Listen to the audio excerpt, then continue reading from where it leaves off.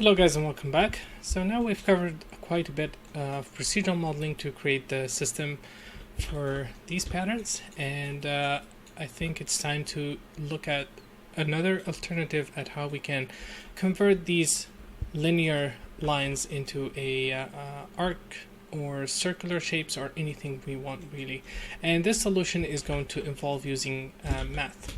And what I'm going to be showing you now is not required for you to fully understand. It's considered as a bonus if you want to see how math is used in Houdini or in creating a geometry in general.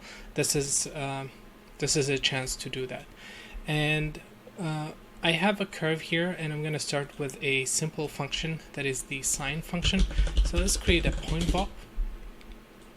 And what I've done here, we have 100 points from 0 to 99, and I've created a UV coordinate to give me a ramp. So we have a value that is equal to 0 in the first point, and it ends at 1 at the last point. So we have a linear value that goes from 0 to 1.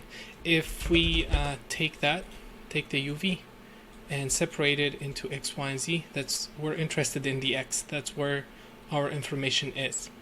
And as we progress along the curve, this x increases. So let's take this linear value and plug it into this curve and change the height. And for this, we want to only change the y position. So we're going to use a node called set vector component that simplifies this process.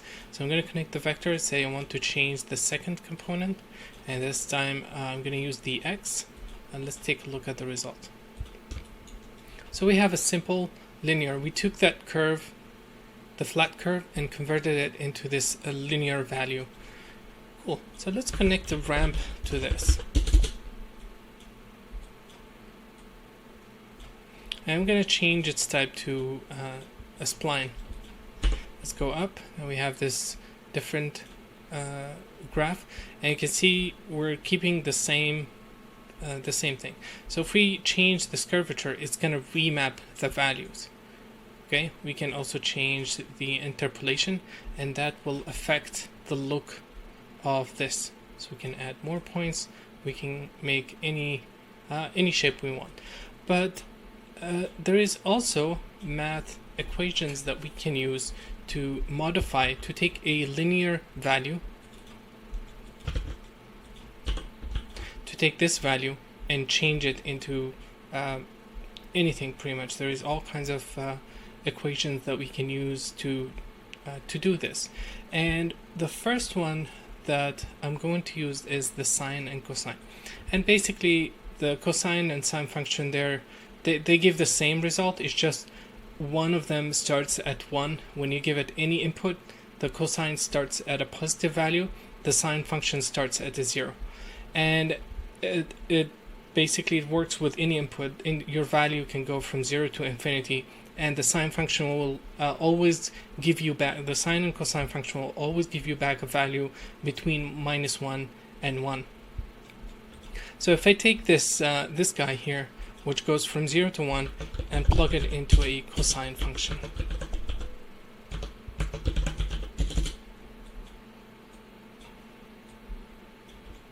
Cool. So now we have this. As you can see, it started at 1. The cosine function started at 1 and changed this value all the way here. And it didn't finish the cycle, so we stopped here.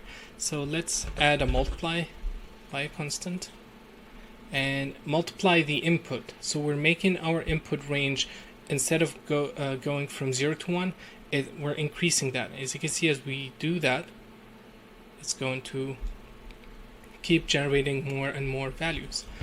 Cool. So we have this cosine, but we can also do all kinds of math operations on this to change this linear curve into anything else we want. And the best reference that I found is this guy, this image here. And let me show what this does. So it looks maybe scary to you, but this is actually very, very simple. And you can see, given a linear value, in this case it starts between -1 and 1, so we'll do that.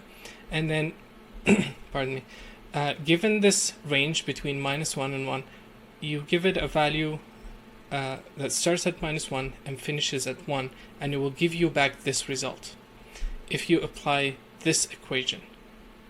And each one of these guys takes a linear curve and remap it, and we're going to implement a couple of them. So this is the one we're interested in at the moment. So let's copy it.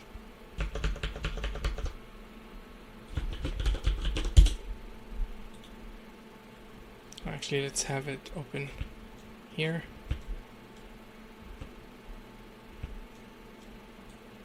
And we'll have it there.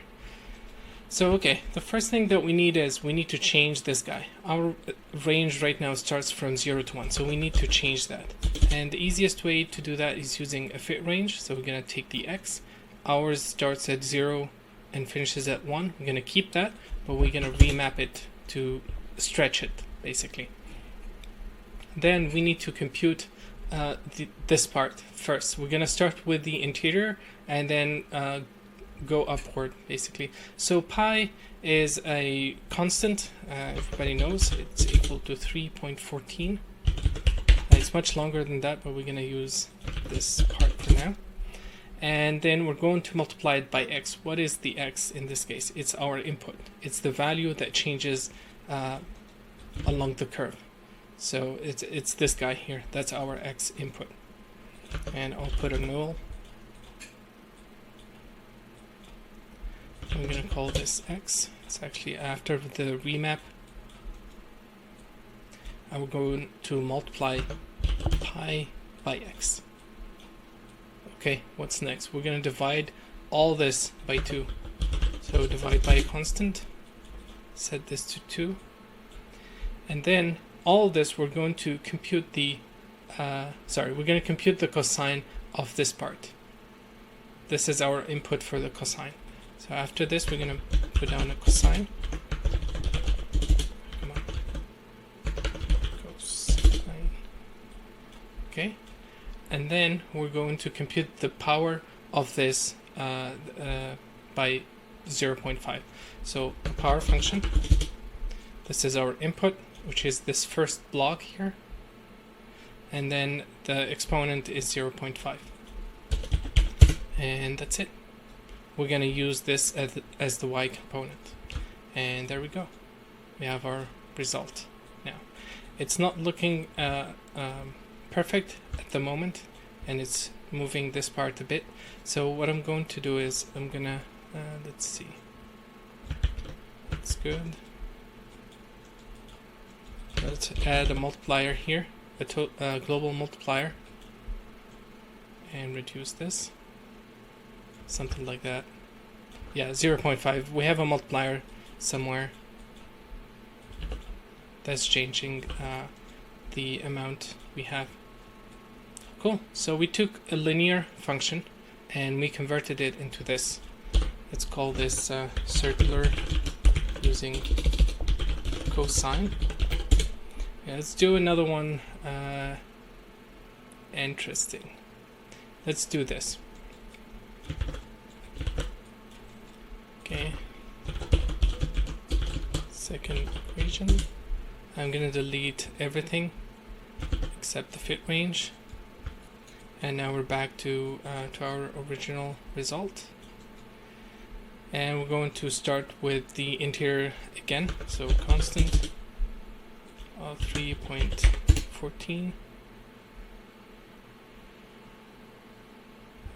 Let me verify, is it? Yeah. Yeah, 3.14. Okay. Multiply this by x.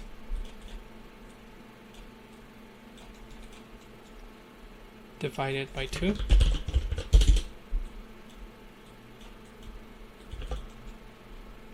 And we're going to compute.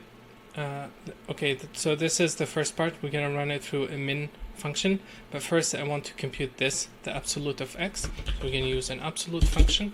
Again, it's not, you don't have to worry too much about what this is exactly doing, but the absolute, if you have a value that goes between -1 and 1, it will always give you a positive value.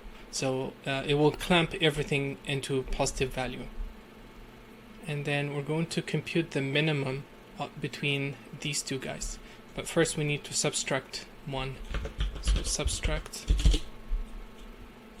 and constant 1 minus the absolute of x. Let's set this to 1. Okay, so this is the second block, and then we're going to compute the min between these two guys. So minimum between this and this, and then we're going to compute the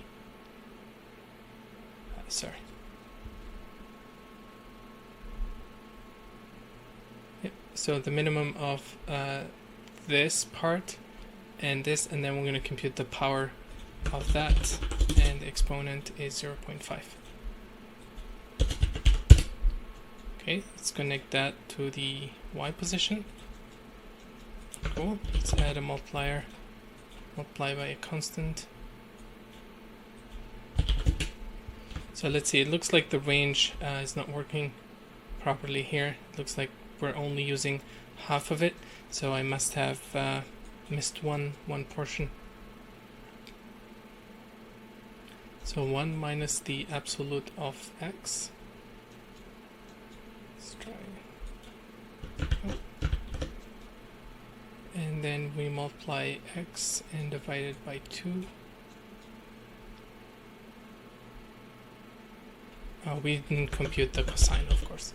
So let's compute the cosine of this part here.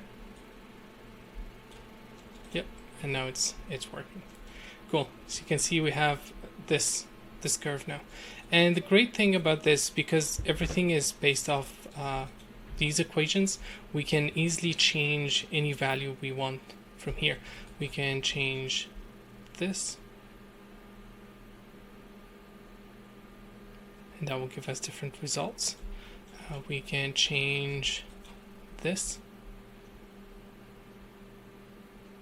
Actually, this is very good because we can get this shape as well as the others.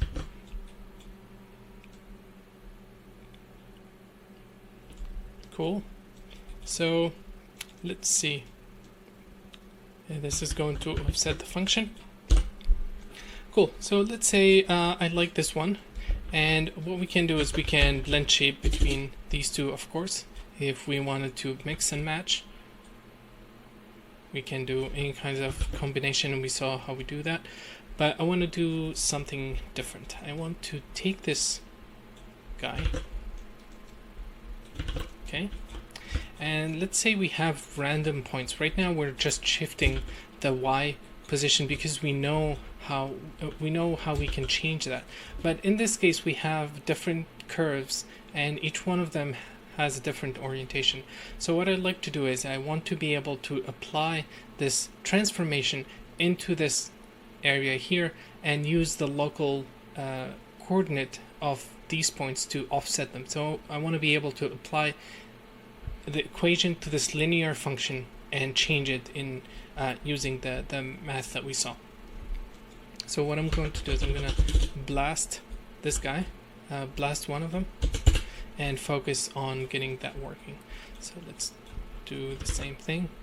I'm going to resample this guy and give it 100 points. I'm going to compute the UV coordinate. We can use the curve view value here, but it's fine. I'm going to use the UV texture, and let's copy this and connect it. But once we connect it, we're not interested in changing the Y position of this guy. See, it's already changing. We're not interested in that. Okay, we're interested in changing it, in moving it along a direction that makes sense. Okay, we want to move the points in this area or in this angle. So the way we're going to do that is using computing the normals, the tangent of the curve. Okay, I'm gonna store that in as n. And you can see now we should have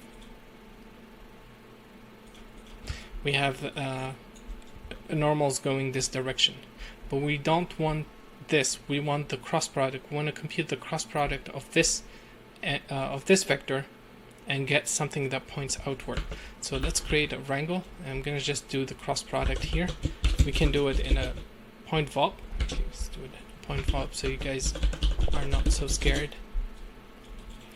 Let's do a cross product of n with an up vector and plug n back out. Okay, so we have this angle. This is how I want to push these points. Okay, let's create a point VOP. I want to show this this offset, and I'm going to take the UV coordinate and let's connect it to the colors. Let's see. Okay, cool. So we have a linear value, and what I'm going to do is I'm going to take the normals, these guys, and add them to the position. Add this vector to the position, and let's see what happens.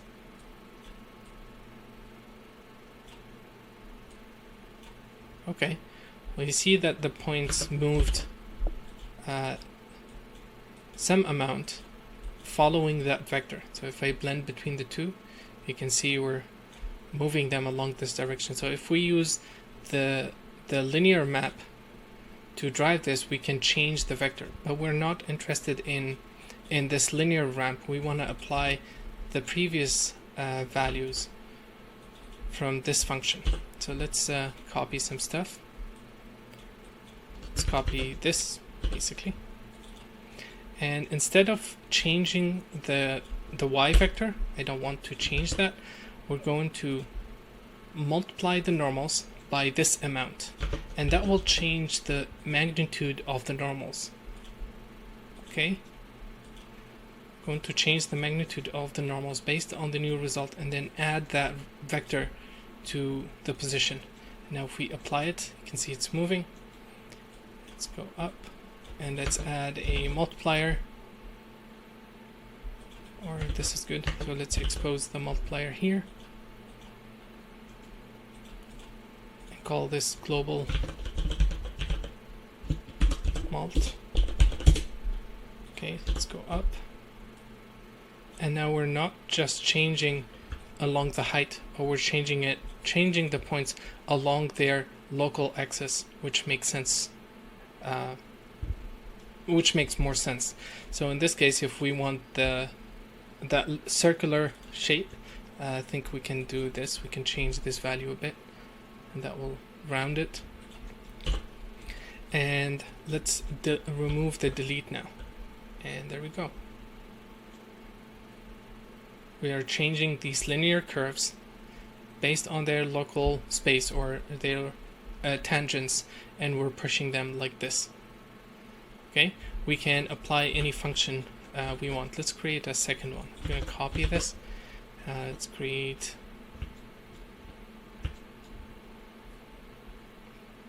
this one I like. Okay, let's do the absolute of x.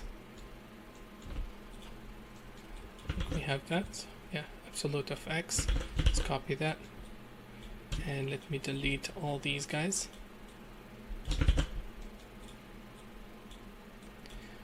And then we're going to compute the power of this absolute of x, and the exponent is 0.5, and then we're going to subtract 1. So we have 1, so let's subtract 1.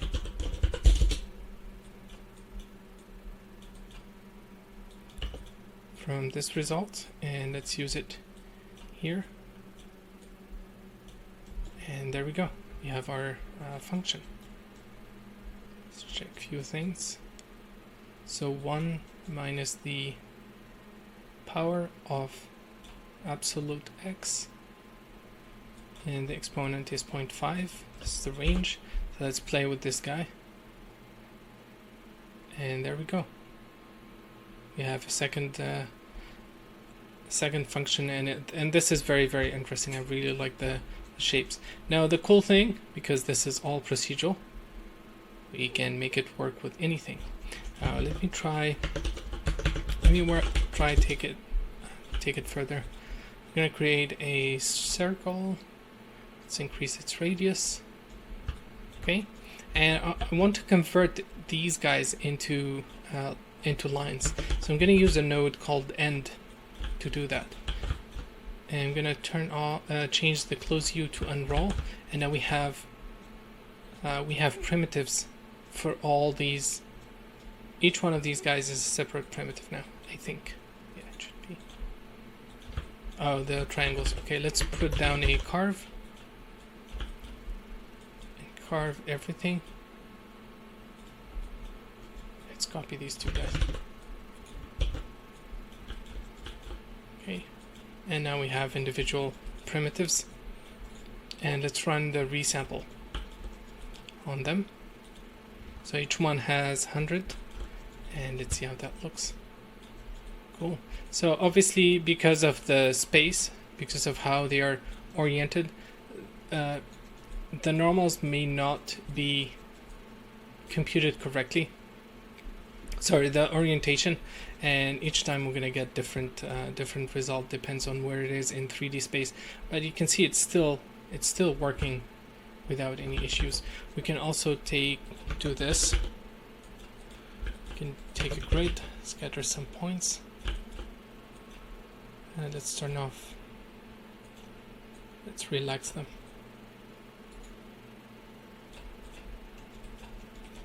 And then I'm going to use a node called triangulate 2D, and this generates a map. It tries to match the points. So let me turn off this guy. I just want random curves. And let's plug it through the same thing. And let's play with this. We can also compute the length of the curves and use that as a multiplier to how much amplitude we're applying to it. Cool. Let's see it here.